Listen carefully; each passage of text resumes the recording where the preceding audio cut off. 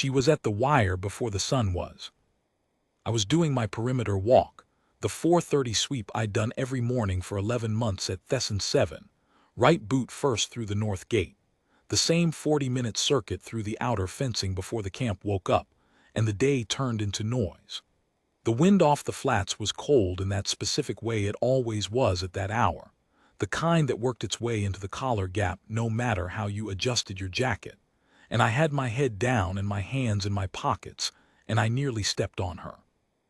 She was crouching at the base of the fence line where the wire met the support post, making herself as small as anything could make itself. Lavender skin, the color of bruised dusk. Silver hair matted against her face from whatever wind or dust she'd walked through to get here.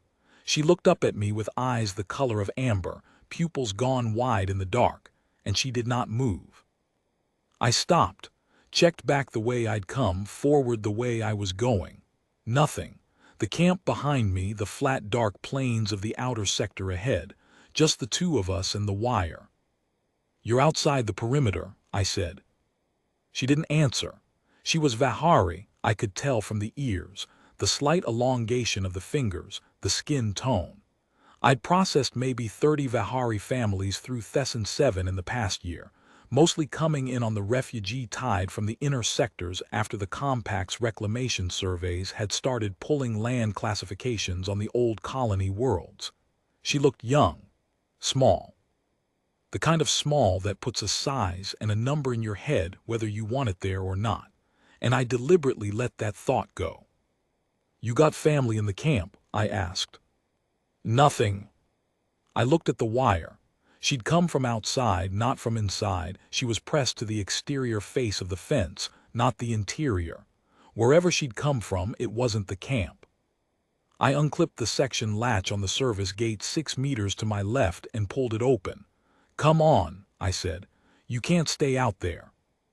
She looked at the open gate for a long time. Then she looked at me. Then she walked through, very carefully, like the ground on my side might not hold her weight. I closed the gate. I checked behind her, out across the flats one more time. Still nothing.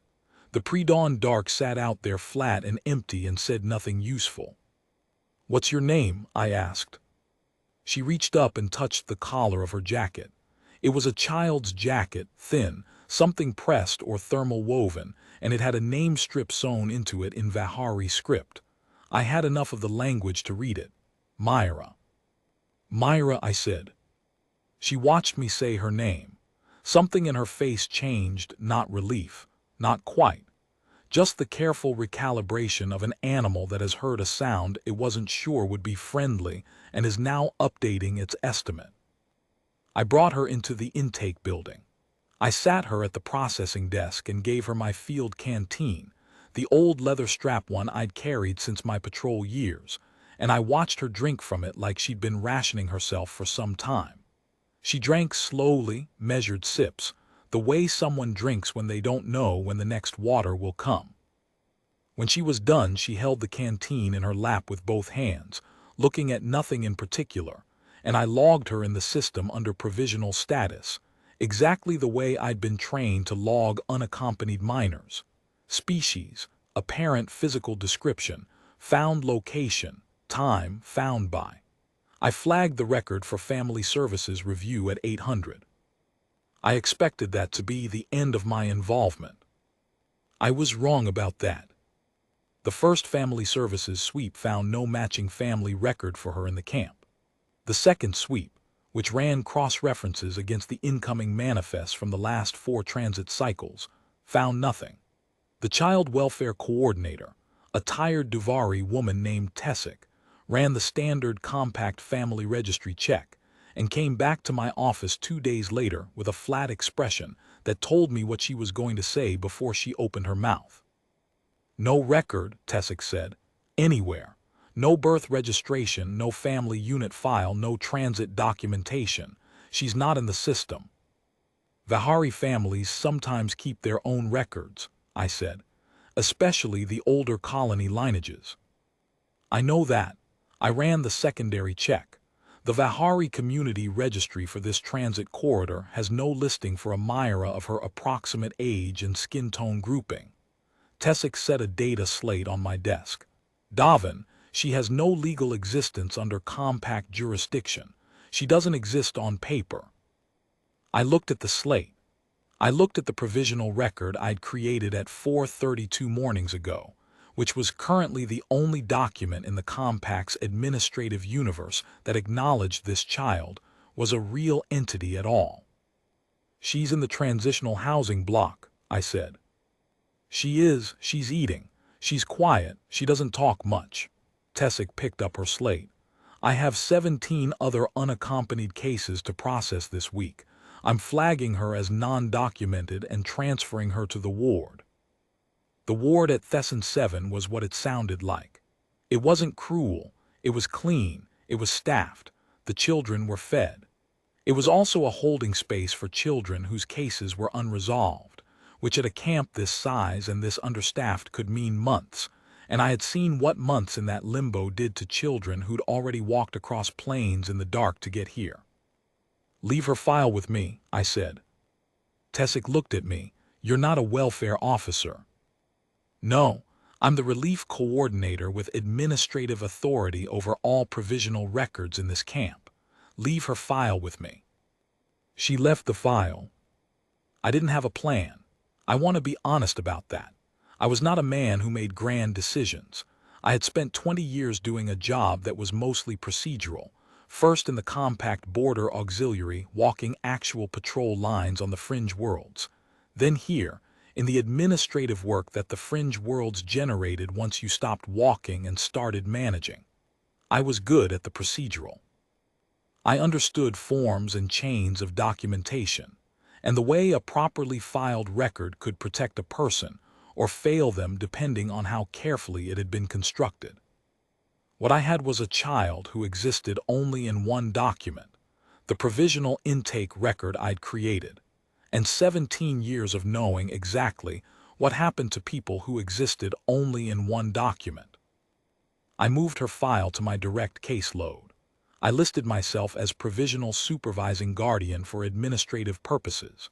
It was the kind of designation that normally got used when a child was being transferred between facilities, a temporary bridge category that kept a name attached to a case so it didn't fall through.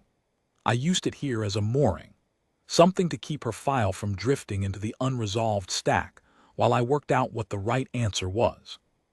She was moved into the auxiliary quarters attached to the coordinator's building. My quarters. There was a cot in the storage room that I cleared out and set up. It took 40 minutes, which I did in the dark because the lighting in that room was on a main building timer and I didn't want to bother with it, and she slept on it without complaint. She ate what I gave her. She was quiet in the particular way of someone who has learned that being quiet is safer than not being quiet, and I recognized that quality from my patrol years. The posture of a person who has been in situations where invisibility was a survival trait. I didn't try to talk her out of it. I gave her space and regularity, and the knowledge that the door would be there when she needed it.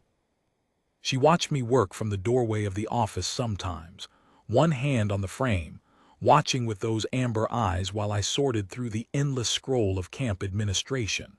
The operations manifests, the supply requisitions, the intake logs, the transfer authorizations, the medical reports, the 100 small bureaucratic tasks that kept Thesson 7 from sliding into dysfunction. I talked through what I was doing sometimes, not to her specifically, just aloud the way you talk when you're working through something. This goes here because of this code. This one needs a counter-signature because of that regulation. And I didn't know if she was listening or just watching the motion of it. On the fourth morning, I found her sitting on my front step with my field canteen in her lap. She'd been running her fingers along the leather strap, tracing the worn stitching that went around the shoulder mount, following the same groove she'd found the day before. "That's old," I said. She held it out to me. "You can hold it," I said. "I don't mind." She looked at the canteen. Then she held it against her chest, both hands around it, and that was that. I went inside to start the morning reports, and she followed me in and sat in the chair in the corner of the office, which is where she spent most of her days after that.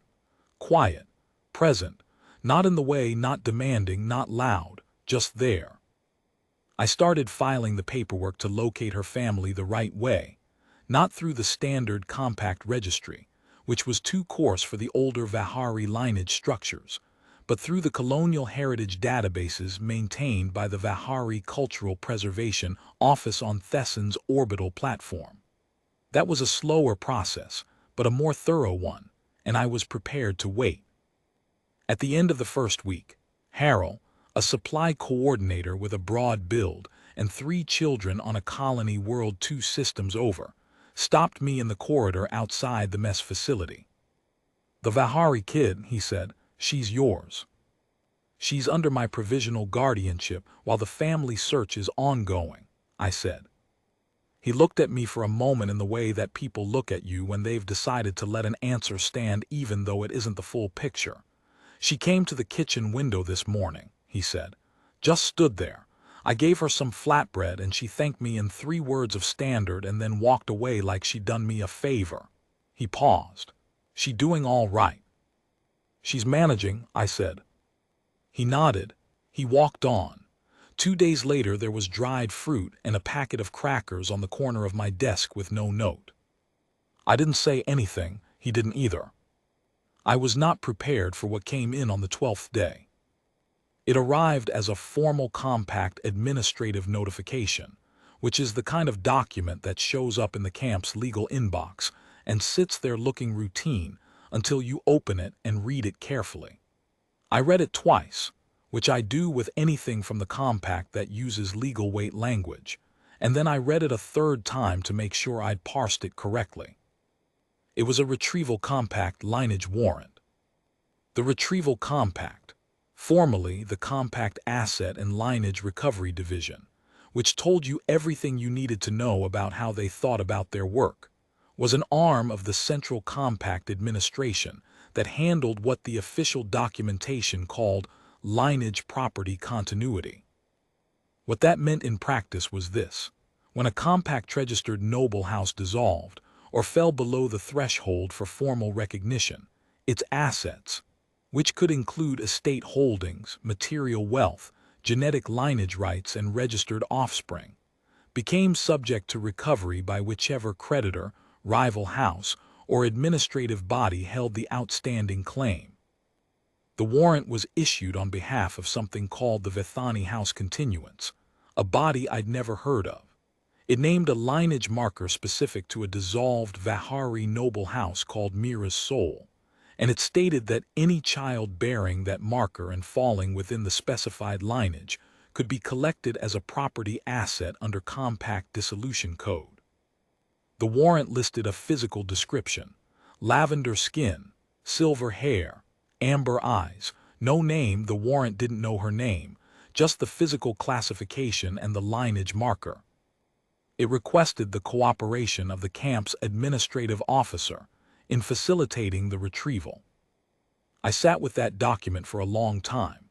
The sounds of the camp came through the window, the foot traffic on the main pathway, the distant noise of the mess facility at mid-morning, the ambient drone of a transit freighter crossing the flats beyond the perimeter. Ordinary sounds, the sounds of a place that was doing the plain work of existing. Inside the document on my screen, a child was described as a lineage asset. The language was careful and precise, and described the worst kind of indifference, the kind that has been given a legal framework.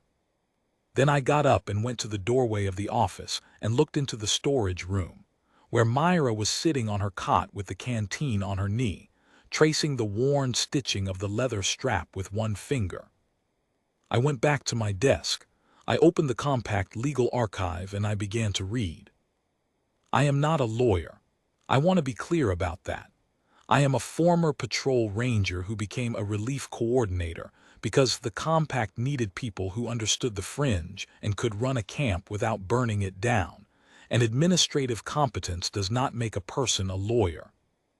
But I had spent 11 months dealing with the compact's administrative apparatus on behalf of the people in this camp, and I had learned one thing about that apparatus with deep certainty.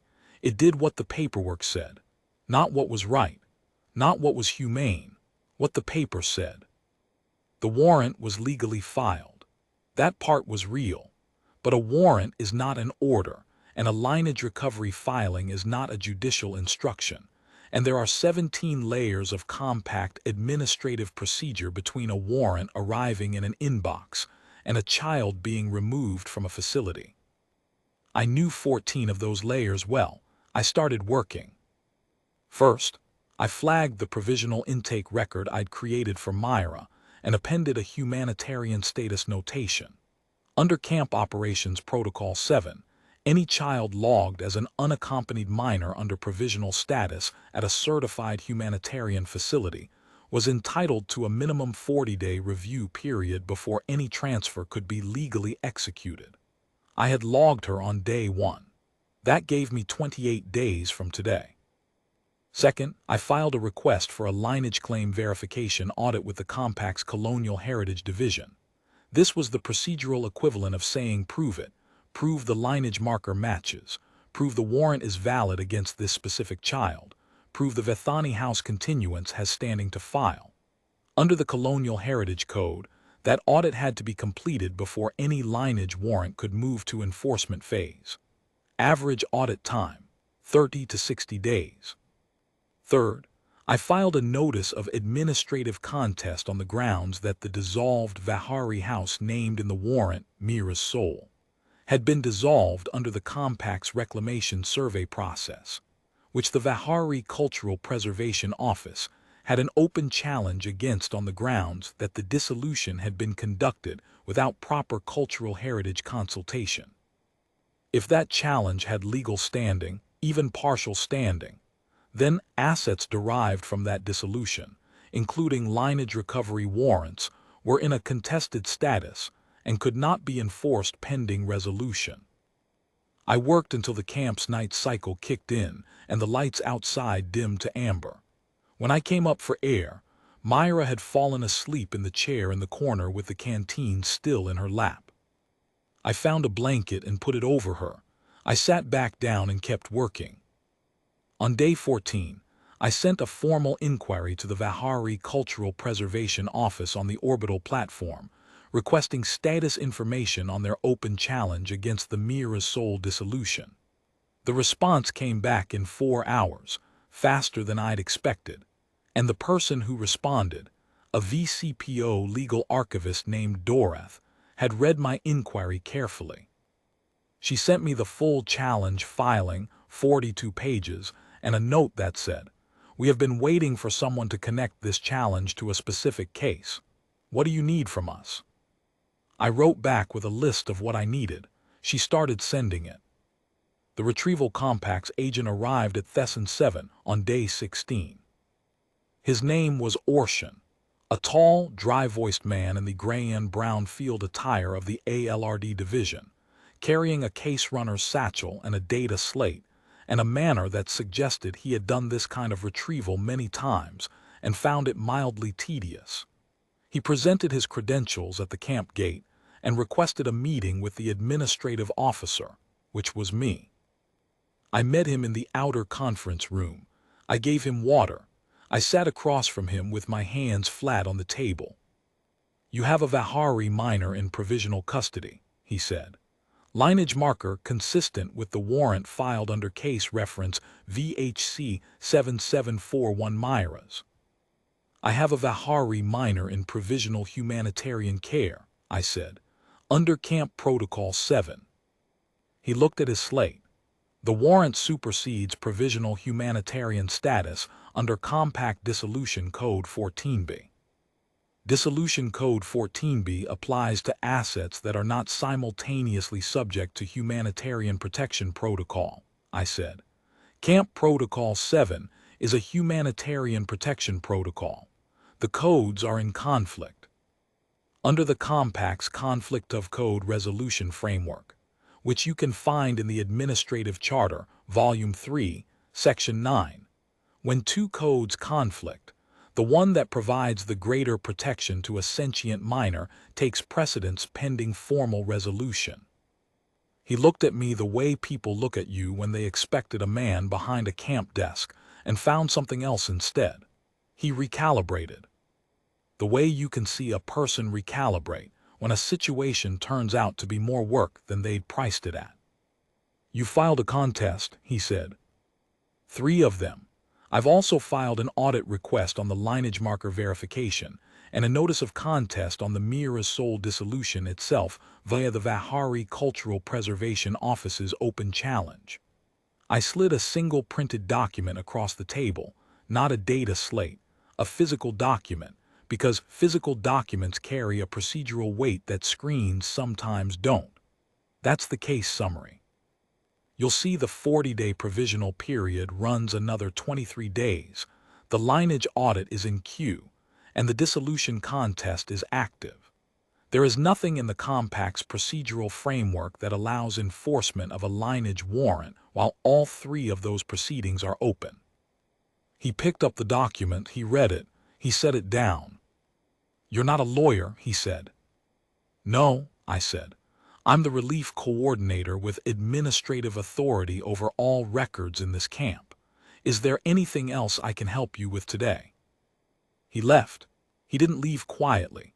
He told me that the warrant was valid, that my procedural delays were exactly that, delays, and that the Vithani House continuance had compact-level legal standing that would eventually cut through everything I'd filed. He told me that retrieval enforcement at the 2nd level carried override authority that didn't require my cooperation. He was right about most of that. He wasn't wrong that I was buying time rather than solving the problem. But time in the compact's administrative universe is the thing that turns a provisional status into a settled one. I knew that. He knew I knew it. He left anyway. That evening I told Coordinator Vashon what had happened. I laid it out the way I lay everything out, the warrant, the proceedings I'd filed, the contested dissolution status, the window I was working inside. She listened without interrupting.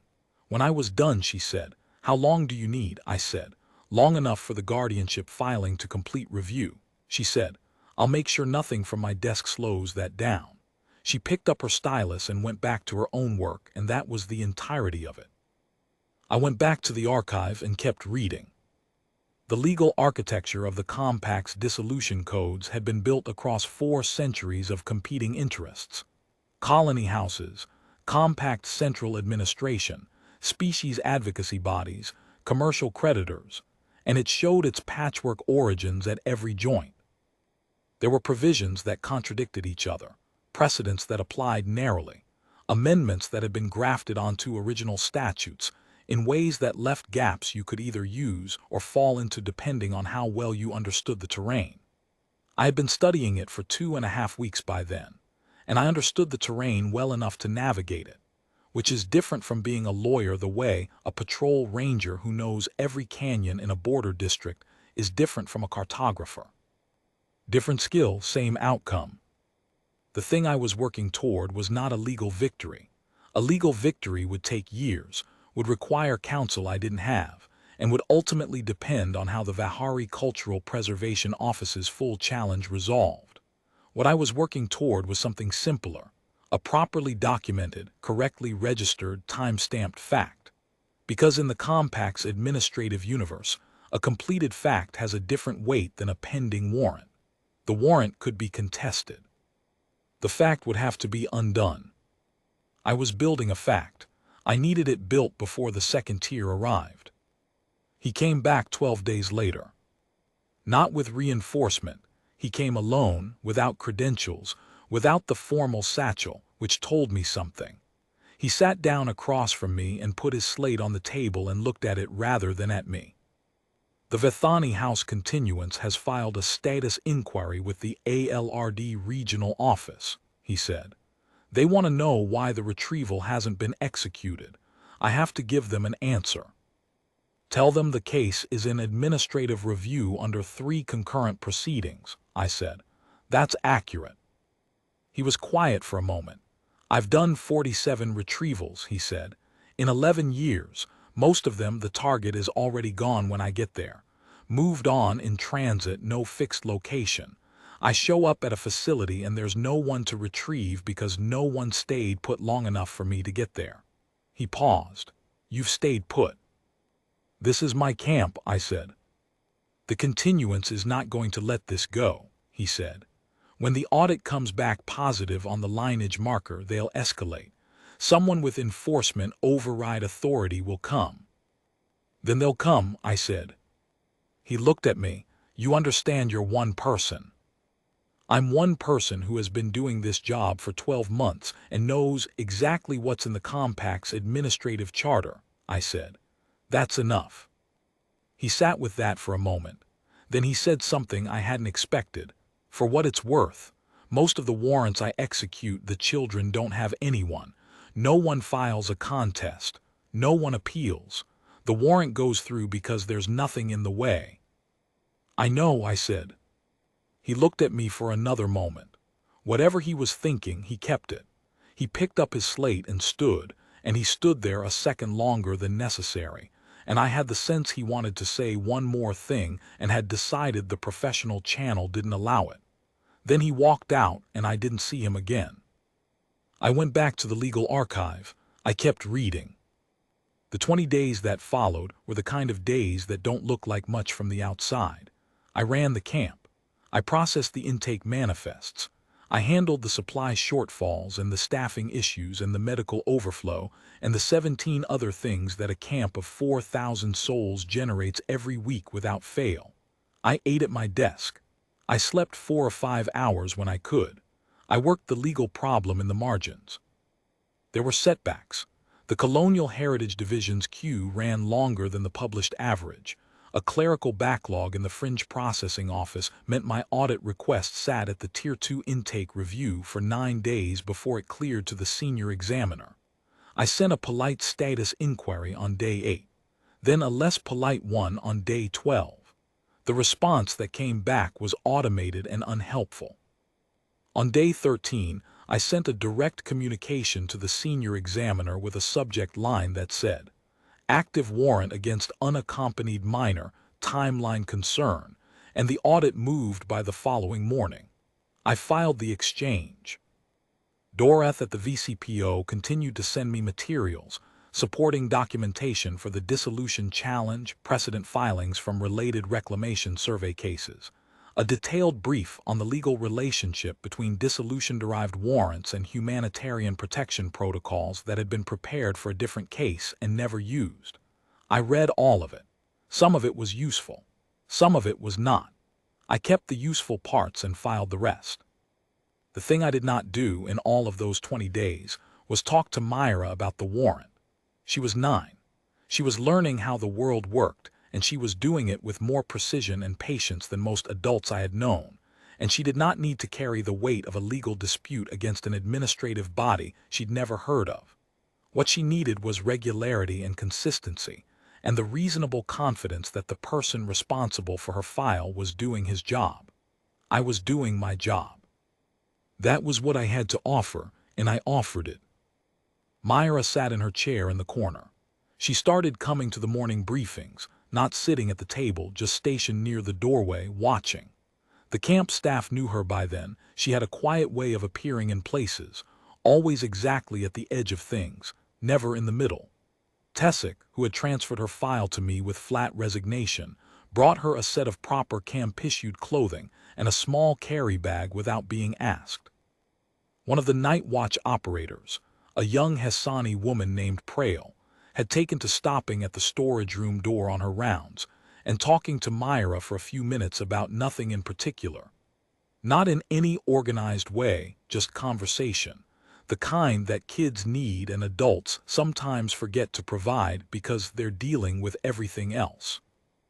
The camp, which was not a sentimental place, 4,000 people in transit, most of them carrying loss of one kind or another, most of them focused entirely on where they were going next, had quietly noticed her and made a small collective decision about her. Nobody said anything formal. Nobody held a meeting. It just happened the way things happen in places where people have been stripped down to the things that actually matter. Harold left provisions on my desk. Tessic handled her paperwork without being asked twice. Prail stopped by in the evenings. The medical officer, a methodical Duvari man named Seth, ran a routine wellness assessment on her in the second week and sent me the report with a note that said, "Doing well. Keep doing what you're doing." She was learning words. Compact Standard, which most Vihari spoke as a secondary language but which she'd apparently had less exposure to than the average. She would repeat things after me when she thought I wasn't watching, not loudly, just murmuring the word to herself, testing the shape of it. I caught her one afternoon repeating canteen in a careful whisper, her mouth working through the syllables, and I pretended I hadn't heard. She asked me once, about 3 weeks in, what the forms were for. She was sitting in her chair and I was working through a batch of transit authorization requests, and she said it the way she said most things, quietly, factually, not demanding an answer, just asking. I explained what a transit authorization was, what it meant to have one, what happened to people who were in the camp without proper documentation, and what I did to make sure the documentation was in order. I explained the difference between a form that existed and a form that had been correctly filed, because an incorrectly filed form was almost worse than no form, since it created the appearance of coverage where there was actually a gap. She listened the way she listened to everything, with that precise, storing quality, like she was putting it away somewhere and would check it again later. "The forms protect them," she said. "Done right, yes," I said. She thought about that. What happens if someone doesn't do them right? "Then people fall through," I said, "and I try to catch them." She went back to the canteen. On day 31, the Compact's Colonial Heritage Division returned the lineage audit result. The marker was consistent. That was the bad part. The child in my provisional care was, as the warrant alleged, a genetic descendant of the Mira Soul lineage within the parameters specified by the Vethani House continuance's claim. The good part, and I had been working toward this, carefully, in every filing I'd made, was the dissolution status finding. The Vihari Cultural Preservation Office's challenge against the Compact's reclamation survey dissolution of House Mira Soul had been granted partial standing. Not full, partial, which meant the dissolution was in a contested state, legally real but legally disputed, and any assets derived from that dissolution, including lineage recovery warrants, carried the same contested status. A warrant in contested status could not be enforced. I read that finding 3 times. Then I drafted the formal notice to the Retrieval Compact referencing the finding, CC'd to the camp's legal registrar, the Compact's Fringe Operations Division, and the Vihari Cultural Preservation Office, and filed it before end of business. Then I filed something else. I had been working on it for 20 days. It was a Compact Humanitarian Guardianship registration, not the Provisional Supervising Guardian designation I'd been using since week 1, but the full Category A Humanitarian Guardianship filing, which was the formal legal instrument by which a registered camp administrator could apply for permanent custodial status over an unaccompanied minor in their care when no viable family claim existed, and when the minor's welfare required stable placement. The process required documentation. I had documentation. The regulation said minimum 30 days of provisional care for a Category A filing. I had 31. I had the camp director's signature. I'd gotten that 3 days earlier by explaining the situation plainly and letting the director, a patient and deliberate woman named Coordinator Vashon, read the warrant herself. She read it the way I'd read it. She picked up her stylus without saying anything and signed the line I'd indicated. I had Tessic's welfare assessment, which she'd completed and filed without being asked a second time.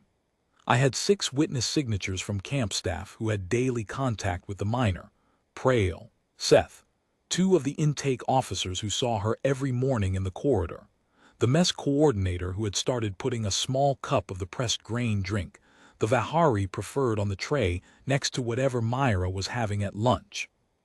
I had Harold's signature, which he'd given me before I'd gotten to the office that morning, sliding his data chip across the front desk with nothing more than a nod, and then walking back to the supply bay. I filed the guardianship registration at 1847 hours on day 31. It was time-stamped and entered into the compact's legal record before the day's administrative cycle closed. The system returned an automated confirmation at 1849. I printed it, and I filed it in the case folder, and I sat with the folder in my hands for a moment before I set it down. The contested warrant couldn't be enforced. The guardianship filing was now in review. I went to find Myra.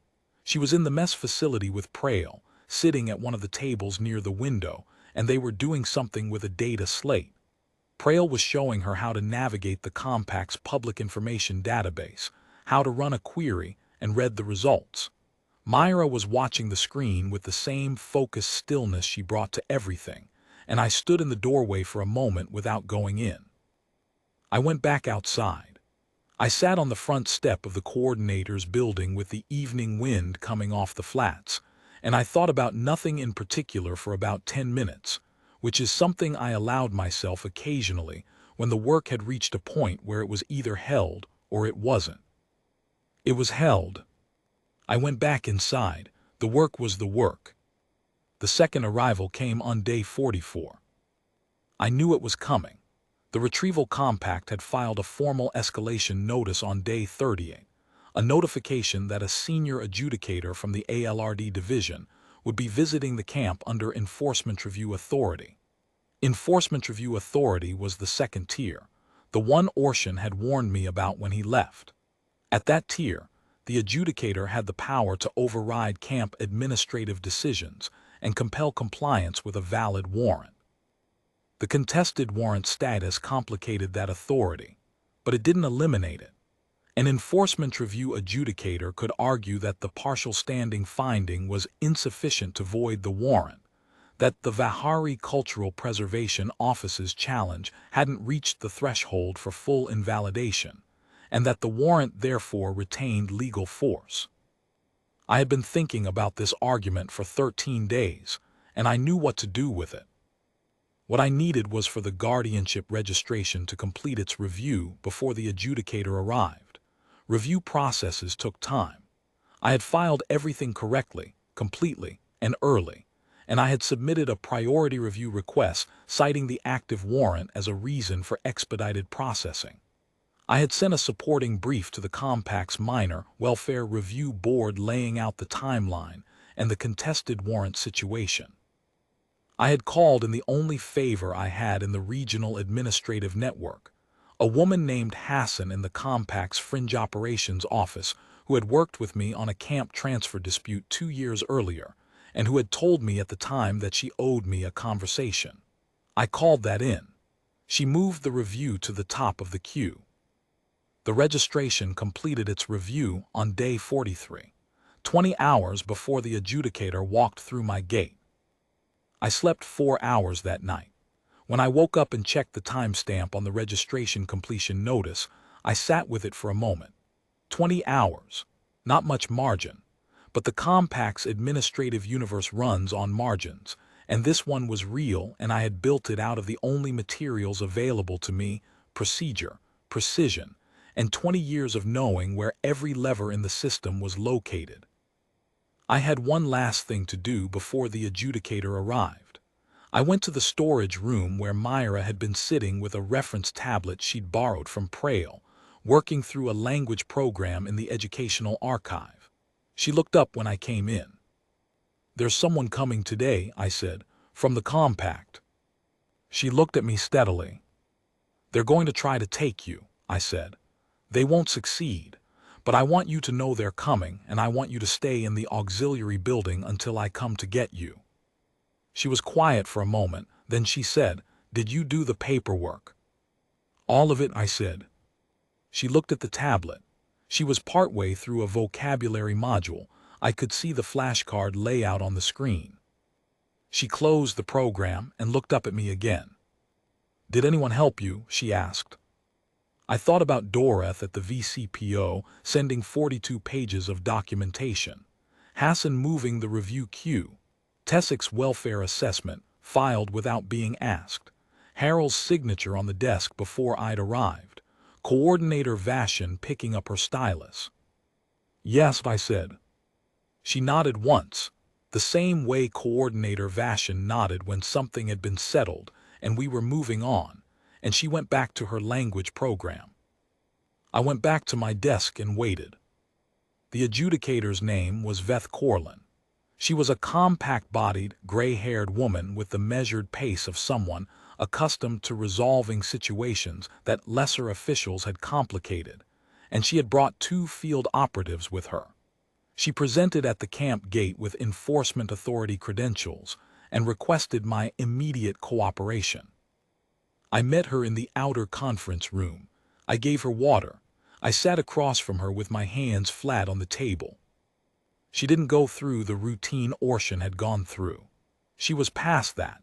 She put her data slate on the table face up, warrant summary on the screen, and looked at me with the directness of someone who was used to people getting out of her way. The lineage audit confirmed the match, she said. The contested dissolution finding provides insufficient grounds for warrant invalidation. The VCPO challenge has partial standing, not full standing. Under Compact Enforcement Code 7, a warrant issued against a lineage asset retains enforceability when the dissolution contest is partial rather than complete. I have override authority at the camp administrative level. I'm prepared to use it. You can't, I said. She looked at me. I slid the document across the table. Physical document again. The guardianship registration with the Compact's legal review completion stamp dated the previous day. Category A humanitarian guardianship, registered under Camp Operations Protocol 12 and Compact Minor Welfare Code 3. Completed review, time-stamped, and entered into the legal record as of yesterday at 16:33 hours. I kept my voice flat. The child in my provisional care is registered in the Compact's legal system as being under my permanent custodial authority as of that timestamp. A lineage warrant, even an enforceable one, cannot override a completed and registered guardianship placement under Minor Welfare Code 3. That's not an administrative decision I made. That's the Compact's own code. She read it. She was a thorough reader. I could see her working through the registration, checking the dates, checking the signatures, checking the welfare assessment. She went back to the guardianship regulations on her own slate and cross-referenced. She went through it once and then she went through it again. The 2 operatives behind her were very still. I let her read. The room was quiet for a long time. Outside, the camp was in its mid-morning motion, the intake processing lines, the supply distribution, the ordinary business of 4,000 people managing their days in a space not designed for permanence. The sounds came through the walls as a low, continuous backdrop, the sound of a place that was doing the work of staying alive. You filed this yesterday, she said. Day 31 of provisional care, I said, which is the minimum required under Protocol 12. I filed it on the first eligible day. The warrant predates the guardianship. The guardianship review completed before your escalation arrived and before enforcement was executed, I said. The Compact's own code is clear on the order of precedence. A completed guardianship placement supersedes a pending warrant. The warrant is not void. If the dissolution challenge is eventually resolved against the VCPO, the Vethani House continuance can file a fresh claim, at which point it will be subject to contestation under Minor Welfare Code 3's challenging provisions, which allow a registered guardian to oppose a lineage claim in Compact family court. That is a long process with a high bar, but that is the process. I looked at her. The process is the Compact's process. I didn't invent it. She sat with the document for another long minute. Then she set it down. She looked at me with an expression I hadn't been expecting, not anger, not contempt. Something quieter than that. Something that might have been one professional recognizing what another professional had done and finding it, against their better interests, hard to fault entirely.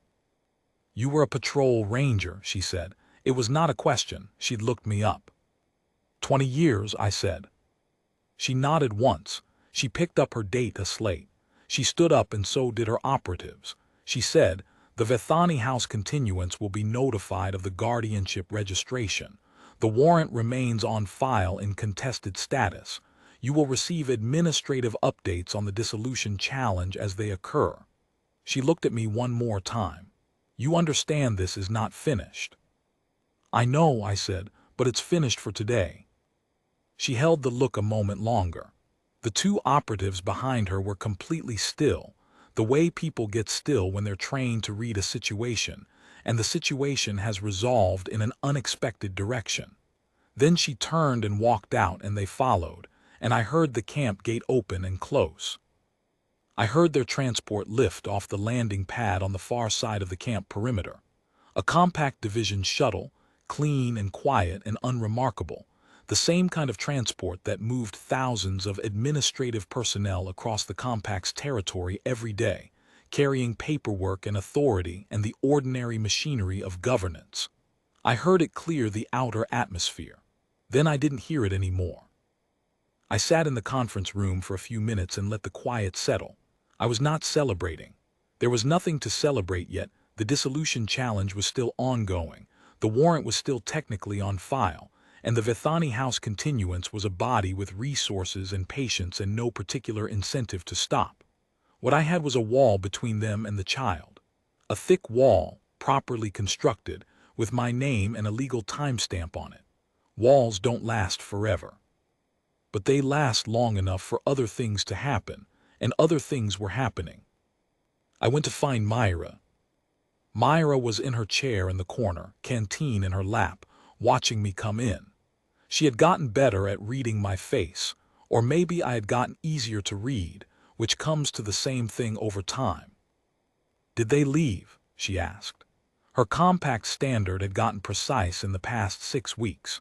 She chose her words carefully and she placed them correctly, and when she was uncertain she would hold the word in her mouth for a moment before using it, which gave her speech a considered quality, the quality of someone who understood that language was a tool and wanted to use it right. They left, I said. She looked at me for another moment. Then she said, are they going to come back? I thought about the honest answer to that, which was I don't know, and the other honest answer, which was that I would be ready if they did, and the thing underneath both answers that I hadn't said to anyone and didn't quite know how to say even to myself. Maybe, I said, but you're in the record now, the right record, my record. She considered this. The canteen turned in her hands, the leather strap rotating slowly between her fingers. What does that mean? She asked. I sat down at my desk and looked at the work piled on it. The next day's manifests, the supply reports, the 17 other cases that were always there, the unending business of keeping this place functional enough to be worth something to the people who needed it. It means if they come back, I said, they have to go through the paperwork to get to you. She made a sound that might have been a laugh, small and careful, the first one I'd heard from her. It surprised her as much as it surprised me. She looked down at the canteen like it had done something, and then she looked back up at me with an expression that was not quite a smile, and was more than a smile at the same time. Is the paperwork very thick? She asked. Very thick, I said. I made sure of it. She held the canteen against her chest, both hands around it, same as she had on the 4th morning when I'd told her she could hold it. Outside, the wind came off the Thesson Flats and the amber lights of the camp evening cycle spread over the yard, and somewhere in the housing block across the way a child was laughing at something loud enough to carry, and it was an ordinary sound in an extraordinary place, and it was enough. I pulled the first report toward me and started reading. She stayed in her chair. That was the end of it, and also the beginning. And I have never once thought those two things were different. The dissolution challenge wound through the compact's colonial heritage courts for another 2 years. I followed it the way you follow a slow-moving thing that has teeth, carefully, without turning your back. Doreth at the VCPO sent updates every few months, a procedural advancement, a counterfiling from the Vethani House continuance's legal representatives, a hearing postponement, then a rescheduled date. The machinery of the compact's judicial apparatus moved at the pace it always moved, which was slower than a person in an urgent situation wanted and faster than it sometimes felt. I had learned to read pace. The Vihari Cultural Preservation Office eventually secured full standing for their challenge, which voided the Mira Soul dissolution, and with it the foundation of the Vethani House continuance's claim. The ALRD sent a formal notification that the warrant had been closed and removed from active status.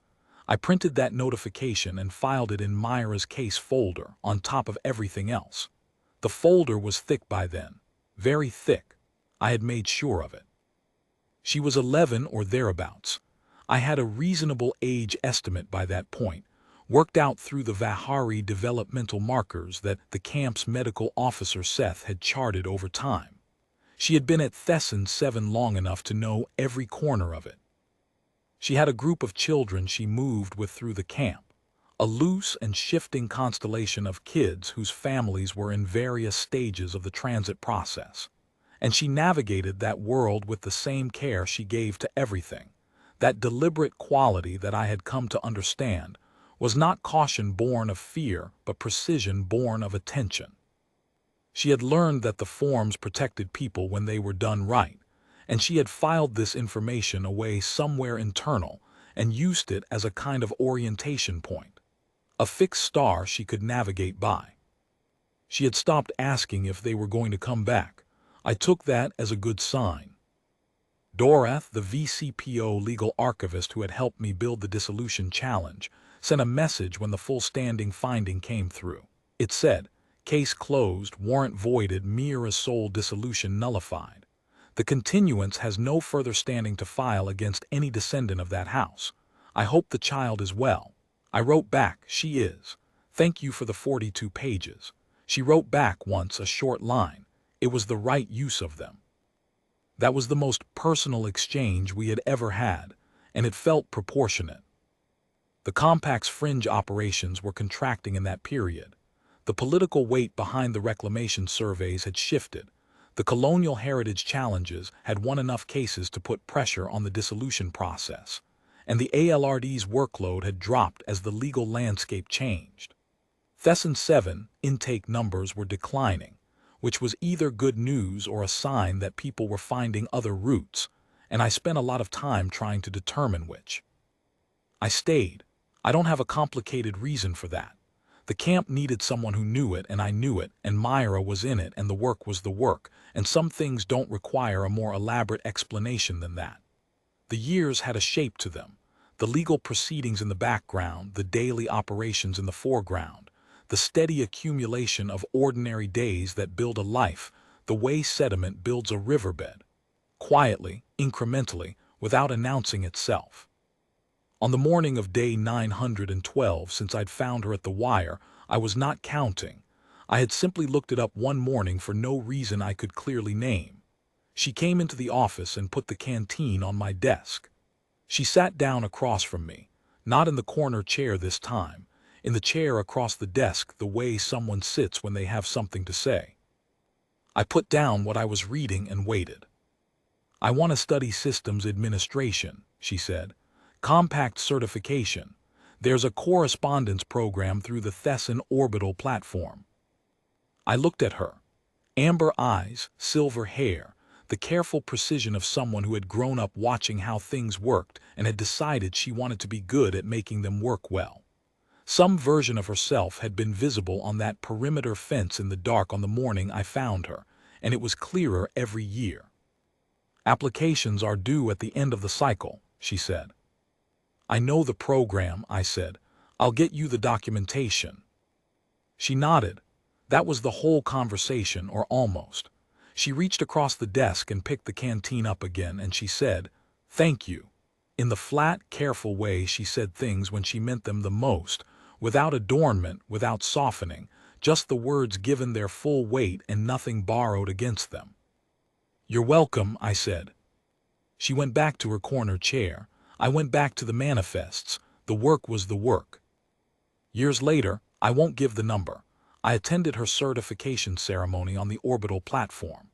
She was the youngest candidate in her cohort and the only one who had grown up in a refugee camp, and she stood straight through the whole proceeding in a way that made the man beside me ask if she was military, and I said no. She's an administrator, which seemed to surprise him, though I don't know why it would. He clearly had a limited idea of what administrators were. She had kept the canteen. I saw it in her bag when she came down off the platform steps, same leather strap, same worn stitching, the brass fittings gone dark with years of handling. She carried it the way people carry things that have earned their place in the inventory of a life, without ceremony and without apology. We ate in the orbital platform's commissary afterward, something plain and hot, and she told me about the placement she'd been offered, a systems coordinator post at a transit facility on the far side of the compact's fringe territory. Real work, serious work, the kind of posting that goes to people who have demonstrated they know how to keep a complex system running without burning it down. She described the facility with the precise enthusiasm of someone who has thought carefully about a problem and has some ideas about how to fix it. And I listened and asked the occasional question and was, on the whole, content. I told her it was a good posting. She agreed. We finished eating. Outside the commissary window, the Thesson system turned in its slow wheel below us, the camp a faint grid mark on the surface of the fourth moon, 4,000 people in various stages of getting from where they were to where they needed to be. "You're going to be a long way from Thesson," I said. She looked out the window, then she looked at me. "You were a long way from where you started," she said. "That didn't stop you from doing the work." I had nothing to add to that, so I didn't add anything. They called her a stray in the documents. That is the word the warrant used: lineage asset, unclaimed genetic continuance, compact property in dissolution. Every word of that translation is accurate and every word of it is wrong. I called her mine. Not possession, not ownership. The old kind of mine, the word that means I stood between this child and the world and I did not move. The word that means when they came with their warrant and their override authority and their enforcement review standing, I had done my paperwork and I was ready, and they found that the door was closed and had been closed since the morning I filed the first provisional record with my own name attached to it.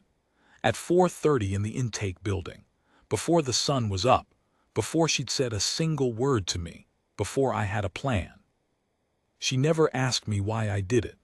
I was glad about that because I don't have a short answer and I don't fully trust the long one. What I have is the memory of a very small person crouching at a fence in the dark, making herself as small as possible, and the understanding that settled into me on that 40-minute perimeter walk like a stone settling into riverbed. That the right thing and the procedurally correct thing were, for once, the same thing, and I was the only person at Thesson 7 in a position to do both. Some things are that simple, not easy, simple. The distinction matters more than people give it credit for. So I did. I went back inside, I sat at my desk, I did the paperwork. That's all it was, that's all it had to be.